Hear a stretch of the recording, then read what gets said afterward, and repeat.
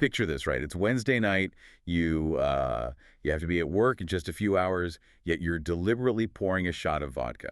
A shot you don't even really want. Exactly. You don't even want it, but you take it just to ensure you can't legally drive home. Like, why do we intentionally sabotage our own lives just to force this, this moment of human connection? It's a really intense question. Right. Well, welcome to today's deep dive.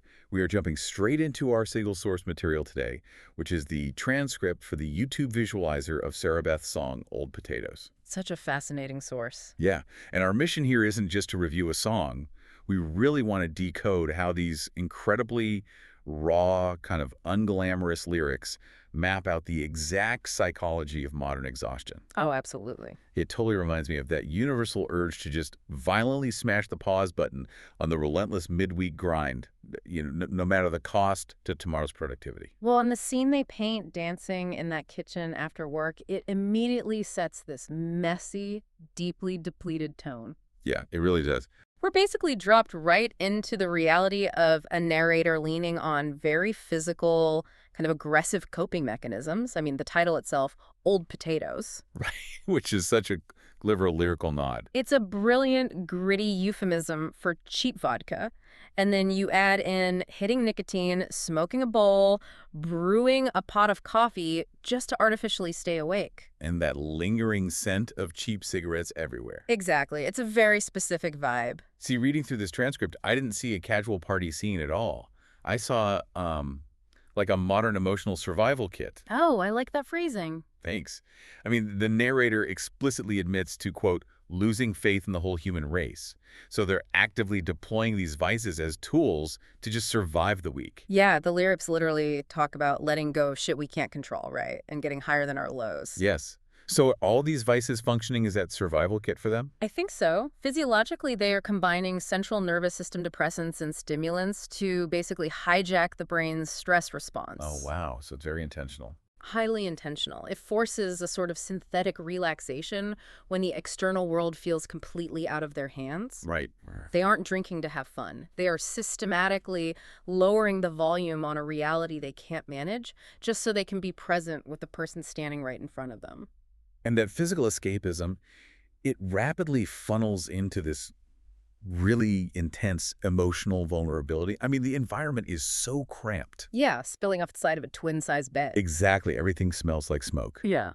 But by shrinking their physical world like that, they somehow expand their emotional bandwidth. It's almost like a sensory deprivation tank. Wait, that's perfectly put. You strip away the sprawling, complicated outside world, and suddenly you get this massive intimacy. Where they're oversharing about a crazy mom. Right. And accidentally dropping the word baby. Yeah, and look at the lengths they go to basically seal the door on that sensory deprivation tank. Oh, yeah, the intentional self-sabotage. The narrator checks the clock, acknowledges they really should leave, and then deliberately pours that extra shot so driving becomes impossible. Just to trap themselves there. Right. They force themselves to stay up until 3 a.m., fully aware of the alarm clock waiting for them in just a few hours. Okay, wait, hold on a second. I got to push back on this a little bit. Okay, go for it. You're framing this as a sanctuary of connection. But to me, this just looks like a mutual excuse to avoid tomorrow. You think it's just avoidance? I mean, isn't staying up until 3 a.m. on a Wednesday just a shared procrastination of adult responsibilities? Yeah. It feels more like trauma bonding over exhaustion than actual romance. That's fair, but I think the lyrics counter that cynicism pretty directly. Really? How so? Well, amidst all that discomfort, the cramped twin bed, the cheap smoke, the narrator states, but there's no place in the world I'd rather be instead. Oh, right.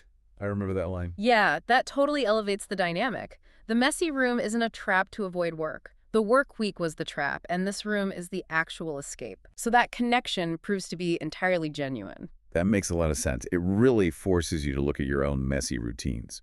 Like, as a listener, where is your twin-size bed? Yeah, where do you go? Where is that imperfect place you go to hide when the midweek grind just gets too loud and the world feels overwhelming? Ultimately, the source material celebrates finding comfort inside that chaos. It really does. Between losing sleep and losing faith in humanity, there's still this profound relief in realizing that, as the lyric says, tonight we're all right. Yeah, we'll be okay. I love that. Exactly. So let me leave you with this final thought to mull over.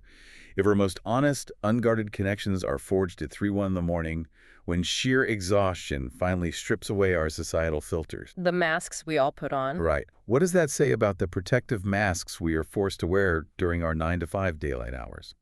Maybe hitting that pause button on a Wednesday night isn't an escape from reality. Maybe it's the only time we get to actually be real.